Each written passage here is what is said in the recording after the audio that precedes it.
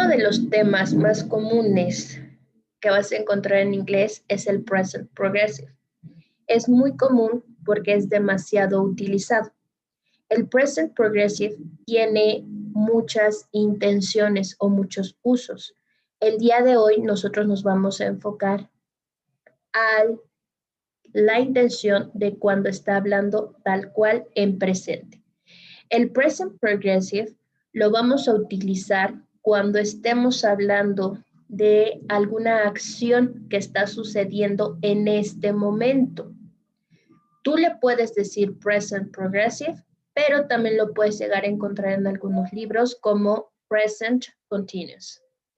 ¿Cómo funciona? Bueno, alguno de los otros usos que te vas a llegar a encontrar en los libros es que te va a ayudar a hablar en futuro, lo cual lo veremos más adelante, o te va a ayudar a hablar de cosas que iniciaron pero que no han terminado. ¿A qué nos referimos? Tú puedes decir, estoy tomando un curso de inglés. Significa que a lo mejor lo comenzaste en marzo y que todavía lo estás haciendo. Para que tú no empieces a crear confusiones, simplemente recuerda que su objetivo principal en este momento es hablarnos de cosas que están ocurriendo justamente ahora, mientras tú y yo estamos platicando. Example, Peter is reading a book now. Incluso, como puedes observar, la oración está terminando con now, ahora. Peter está leyendo un libro ahora. Example number 2. They are listening to the radio. Están escuchando la radio. ¿Qué vamos a tomar en cuenta cuando nosotros usamos el present progressive? Bueno, cada vez que tú utilices el present progressive, es necesario que recuerdes la conjugación del verbo to be.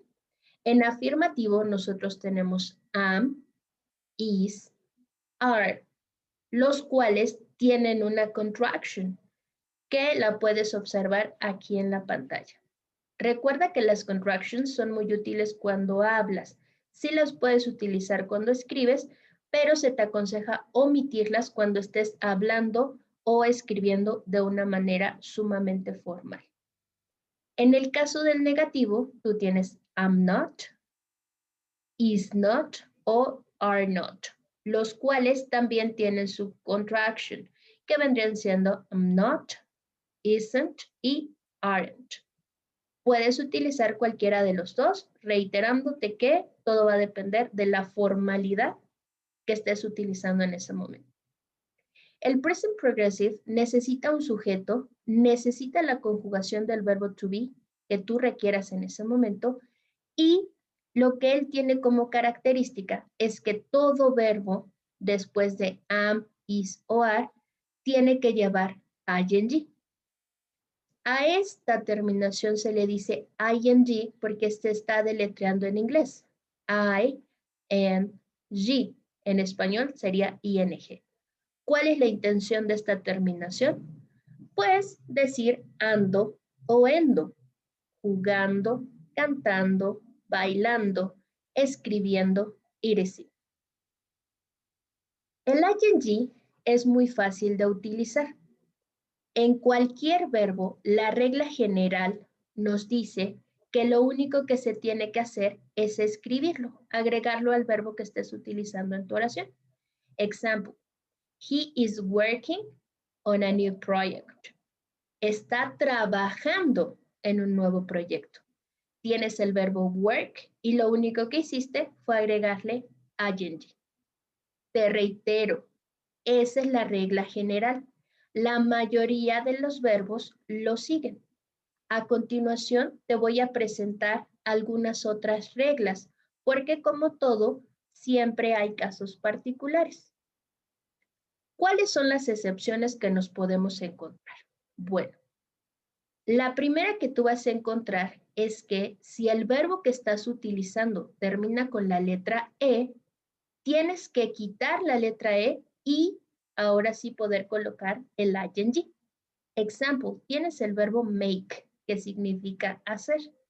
Make termina con E, así que cuando lo usamos en una oración con present progressive, se la vamos a quitar y solo vamos a colocar el ing. He is making a chocolate cake. Está haciendo un pastel de chocolate. Esta regla solo aplica si el verbo termina con la letra E. Si no termina con la letra E, la regla no puede aplicar. Example number 2. ¿Qué otra regla tenemos aquí? Bueno, esta regla es conocida también como la regla del sándwich. ¿Por qué? Pues porque nos dice que tenemos que tener consonante, vocal y consonante. Si te cuesta trabajo diferenciar entre consonantes y vocales, recuerda que en español las vocales son 5. A, E, I, O, U. Así que las consonantes son el resto de las letras que te quedan. ¿Cómo funciona esta regla? Bueno, su característica número 1 es que estamos hablando de verbos que tienen una sílaba. Las sílabas en inglés, te recuerdo que se determinan por pronunciación, no por escritura. Entonces, tú vas a contar esta regla de donde termina a donde inicia el verbo. Si tú tienes el sonido de una consonante, vocal y consonante, lo que vas a hacer es duplicar la última letra que tú tengas, como es el caso de stop. The policeman is stopping the traffic. Terminaba con P, así que para agregar la terminación ing, se duplicó la letra P y se colocó ahora sí el ing. El policía está deteniendo el tráfico. Aquí yo te sugiero que no empieces a estresarte de más. Usualmente los verbos que tienen una sílaba son muy cortos, entonces son fáciles de detectar. Ojo, te pide que sea consonante, vocal y consonante. Si tú tienes consonante, consonante, ya no sirve por muy corto que sea el verbo. O si tienes vocal, vocal, no sirve tampoco. Sigamos. Aquí el inglés nos va a hablar de algo que se llama estrés. El estrés de las palabras es donde nosotros enfatizamos la pronunciación. Nos dice que si un verbo tiene más de 2 sílabas, pero la última sílaba no tiene estrés, entonces nosotros no podemos preocuparnos y lo que tenemos que hacer es duplicar esto que tenemos aquí. Ejemplo, tenemos el verbo happen, significa suceder. ¿Cómo va a funcionar? Mira, cuando tú pronuncias este verbo, el estrés viene en hap. Así que cuando nosotros tenemos que agregar el ing, pues simplemente lo agregamos. Tú me vas a decir, ok, teacher, pero suena muy lógico. Sí, pero más adelante te voy a explicar por qué es importante notar si hay o no hay estrés. Entonces, si el estrés de la palabra, o para simplificarlo, si tú estás enfatizando el inicio del verbo, es un verbo común y corriente, solo agrégale ing. Happen significa suceder. Entonces, cuando tú dices, what is happening? ¿Qué está sucediendo o qué está pasando? Otra excepción que te vas a encontrar es si el verbo termina con W, X o Y. Si ese es el caso, pues tú no puedes hacer ninguna modificación al verbo. ¿Qué quiere decir? Que solo le agregas el ing, aunque sea muy cortito, como el caso de fix. Porque a lo mejor tú me dices, bueno, es que es consonante, vocal y consonante. Sí, pero aquí no aplica la regla. ¿Por qué? Pues porque tiene una X. Quiere decir que se vuelve un verbo común, al que solo le vas a agregar el ing y será suficiente. Fix significa arreglar. Así que si decimos, I am fixing my bike, estoy arreglando mi bicicleta. Si tu verbo llega a terminar con una I y una E, las tienes que quitar y cambiarlas por una Y. Ejemplo, tienes el verbo tie. Tie significa atar o amarrar, es lo mismo. The little boy is tying his shoelaces. El niño está amarrando sus agujetas. Teníamos tie, una I y una E, se quitó y se cambió por Y. Esto es por sonido y por escritura. Sigamos.